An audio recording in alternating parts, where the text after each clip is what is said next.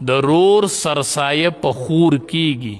خو دا رور چې خور له د پلار سرسایه ورکي نو دا خو د هغه لور ده که نه ښه، نو لور وسې کړوسې پکته په دې نه کېږي، پلار نیکه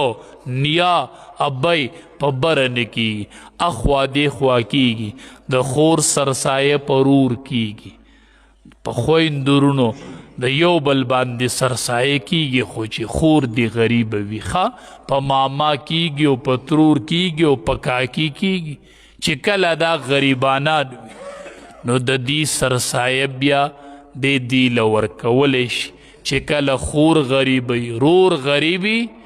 نو د دې سرسایه ته بیا دې له ورکولی شي، نو سرسایه چې دا به ورکوي چاله،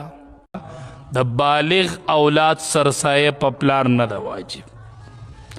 او د ښځې سرسایه په خاوند نه ده واجب، چې کم سړی مالداري په د خپله سرسایه او د خپل نابالغه اولاد سرسایه دا په ده واجب ده، او چې کله د سړي اولاد بالغ وي نو د هغه سرسایه په پلار نشته، که هغه مالدارو جو ورکوي به، که مالدار نو غریبو جو نه ده پې واجب، ګوره پلار مالدار دی او بالغ بچی غریب دی نو په پلار واجب ده او په بچی نه ده واجب ښه، نابالغ اولاد د پلار سره حسابیږي، نو د بالغ اولاد او د ښځې سرسایه ده په خاون باندې، په دې پلار باندې او د ښځې په خاون او د بچو په پلار دا واجب نه ده ښه، په ده لازم نه دی، البته که دې ورکوي نو ورکولی شي، دې مطلب دا دی چې دی مطلب دا نه دی چې دی ورکولی نشي، عام طور پر د کور یو سربراوي مشر وي،